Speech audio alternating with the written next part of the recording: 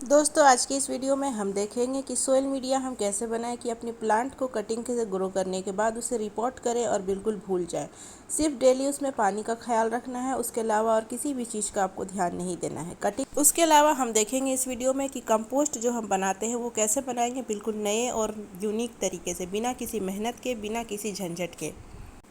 तो दोस्तों आप देख रहे हैं आपका अपने ही gardening channel gardening with moms में एक बार फिर से आप सबका बहुत बहुत स्वागत है।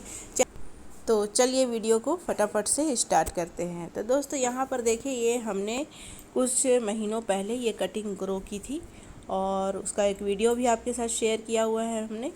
तो इस तरीके से कटिंग अब हमारी चल चुकी है और अब इसे रिपोर्ट करना बेहद ज़रूरी है ताकि ये बड़े गमले में शिफ्ट हो जाए और अपनी ग्रोथ को ज़्यादा तेज़ी से ये बढ़ा सके, क्योंकि इस छोटे से पॉट में जिसमें कटिंग हमने लगाई थी, अब ये पॉट इसके लिए सफिशिएंट नहीं है। तो हमने इसके लिए कुछ पॉट्स कुछ एक महीने पहले इस तरीके से तैयार किए हैं। ये जो आपको छोटे छोटे पॉट्स नज़र आ रहे हैं, इसी में अभी हम अपने जो कटिंग चल गई है उसे रिपोर्ट करेंगे।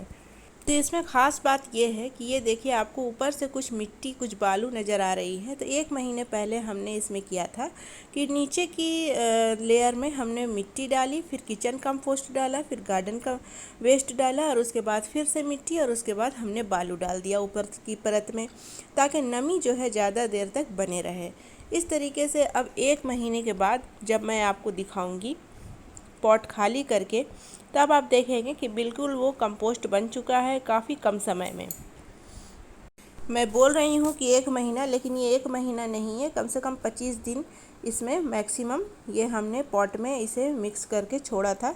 और अभी जब मैं इसे खाली करूँ कि आपको दिखाऊंगी मिट्टी मिला करके, तब आप देखेंगे कि कितना बेहतरीन हमारा जो मिट्टी था वो भी क्वालिटी उसकी चेंज हो गई, अच्छी क्वालिटी की मिट्टी हो गई और वेस्ट जो है बिल्कुल डिकम्पोज हो गया है और एक बेहतरीन खाद बन चुका है। तो ये देखिए, ये जो हमने बनाया था कंपोस्ट, तो इसमें आपको फ़ायदा ये होगा कि जितने पॉट्स में आपको कटिंग अपने रिपोर्ट करनी है, उस हिसाब से अपने पॉट में आप किचन वेस्ट को इस तरीके से मिला लें, जैसा कि मैंने आपको अभी बताया है वीडियो में, और उसके बाद उसे छोड़ दें। और 2 से 3 दिनों में ऊपर से आप थोड़ा बहुत इसमें पानी भी डाल सकते हैं।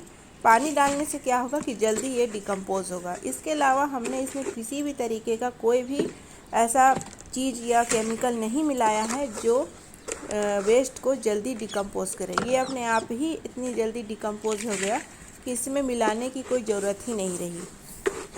इसमें आपको ये फ़ायदा होगा कि अलग से आपको किसी पॉट की या बर्तन की ज़रूरत नहीं पड़ेगी कंपोस्ट बनाने के लिए, चाहे वो लीफ कंपोस्ट हो, चाहे किचन कंपोस्ट हो, चाहे गार्डन वेस्ट का कंपोस्ट हो। आप इसी तरीके से जिस पॉट में आपको प्लांट लगाना है, उसी पॉट में आप इस तरीके से भर करके मिला के रख दें कुछ दिनों में ही। 20 से 25 दिन में भी अगर आप इसे निकाल के खाली करेंगे तो आपको जो है जो भी वेस्ट है उसके टुकड़े नहीं मिलेंगे, सारे डिकम्पोज़ हो चुके होंगे। दोस्तों जो किचन वेस्ट निकलता है उसका कंपोस्ट, या लीफ कंपोस्ट या गार्डन वेस्ट जो निकलता है उसका कंपोस्ट सबसे बेहतर माना जाता है। अगर आप अपने नॉर्मल मिट्टी में इस तरीके का कंपोस्ट मिलाएंगे तो आपको फिर किसी भी का फर्टिलाइज़र को डालने की या मिलाने की बिल्कुल भी ज़रूरत नहीं है, प्लांट लगाते वक्त भी या फिर उसके बाद में। और ऊपर से हम डालेंगे इसकी एनर्जी को और भी ज़्यादा बढ़ाने के लिए काव डंग कंपोस्ट। तो ये हमने ऑनलाइन परचेज़ किया है फ्लिपकार्ट से। अगर आप चाहेंगे तो लिंक मैं डिस्क्रिप्शन में डाल दूँगी, आप जा कर के परचेज़ कर सकते हैं।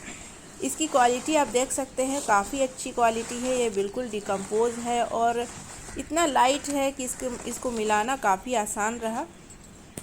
और इसके कलर से ही पता चल रहा है कि ये एक बेहतरीन क्वालिटी की काव डंग कंपोस्ट है।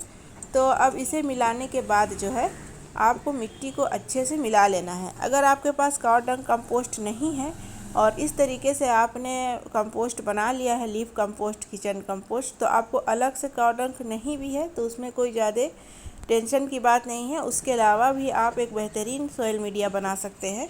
बस उसमें आपको करना है कि मिट्टी, बालू और किचन कंपोस्ट या गार्डन कंपोस्ट या लीफ कंपोस्ट को आपको मिला लेना है।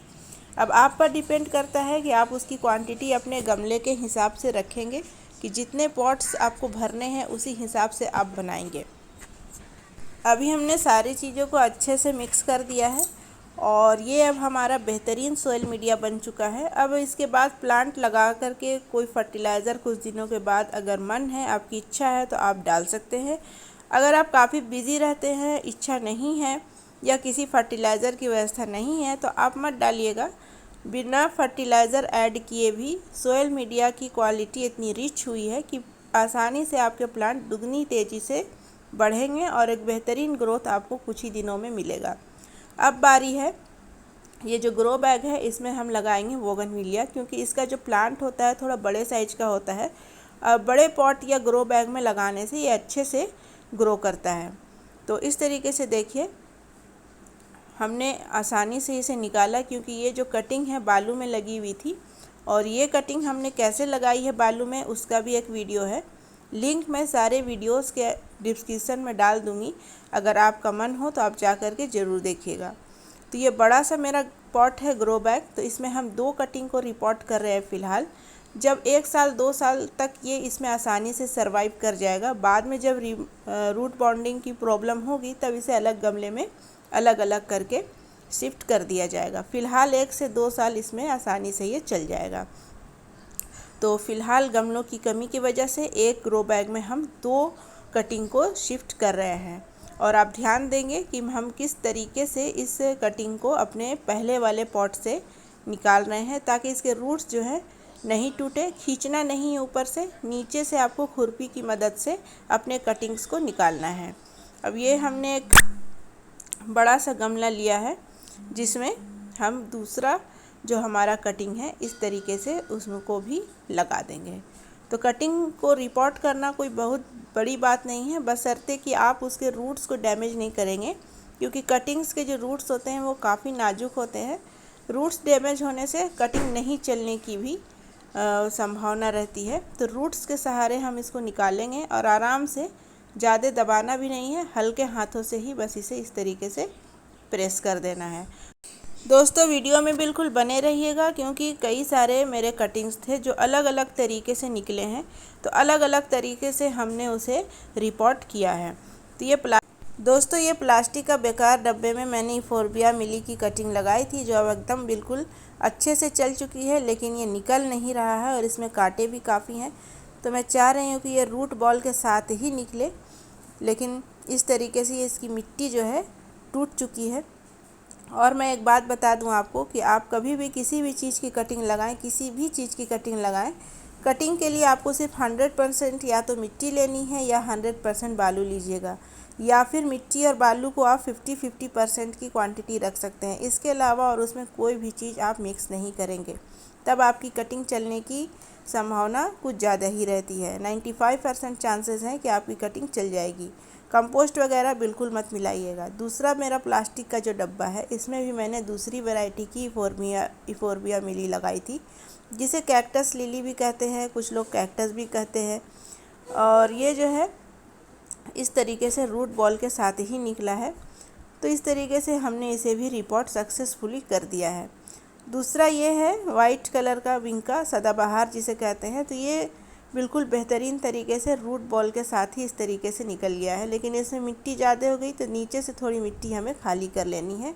उसके बाद हम ऊपर से कुछ मिट्टी इसमें डाल करके इसे बिल्कुल पैक कर देंगे। जब भी आप इस तरीके का काम करें, हिलना डुलना नहीं चाहिए, इतनी मिट्टी वगैरह डाल दें कि प्लांट आपका बिल्कुल पॉट में पैक हो जाए इस तरीके से। तीसरी वैरायटी का इफोर्बिया मिली है, ये देखिए इसमें लाइट पैरोट ग्रीन कलर के फ्लावर्स आते हैं। तो ये निकल नहीं रहा था, तो मैंने इस तरीके से डब्बे को फाड़ दिया है। और इस तरीके के कंटेनर में लगाने से यही होता है कि अगर आपकी कटिंग नहीं निकल रही है तो आप इसे नीचे से काट दें तो काफ़ी आसानी से निकल जाती है। उसमें 2 कटिंग्स थे, तो हमने अलग अलग करके इसे 2 पॉट में लगा दिया है। तो दोस्तों लगभग हमारी जो कटिंग थी वो रिपोर्ट हो चुकी है, और ये लास्ट में रिपोर्ट कर रही हूँ क्रोटन का प्लांट जो हमने 100% सैंड में लगाया था। इसमें रूट्स देखिए कितने अच्छे से डेवलप हुई है। तो इसे भी हमने रूट बॉल के साथ निकाल करके गमले में शिफ्ट कर दिया है। और उसके बाद मैं हाईलाइट करती हूँ उनके नाम जिन्होंने मेरे वीडियो में सही जवाब दिया था। तो बीमार गुलाब को कैसे हेल्दी बनाया जा सके, रविंदर सिंह ने इसमें सही जवाब दिया है। तो थैंक यू वेरी मच। आप भी आने वाले सवाल का जवाब दीजिएगा कमेंट सेक्शन में। अगले वीडियो में आपके नाम भी हाईलाइट होंगे। अब हमने इसे रख देना है सेमी शेड में, या फिर अगर आपके पास सहूलत नहीं है तो ऐसी जगह आप रखें कि इसमें सिर्फ सुबह की सनलाइट आती हो। कुछ दिनों तक 15 से 20 दिन तक ही रखना है, बाकी आप फुल सनलाइट में इसे रख सकते हैं। तो सुबह की धूप उतनी ज़्यादा कड़ी नहीं होती है, तो आप सुबह की धूप जहाँ आती है वहाँ रख सकते हैं, लेकिन दोपहर की धूप बिल्कुल ना पड़े। कटिंग रिपोर्ट करने के बाद सबसे ज़रूरी काम है इसे शेड एरिया में रखना, और दूसरा काम है पानी अच्छे से देना।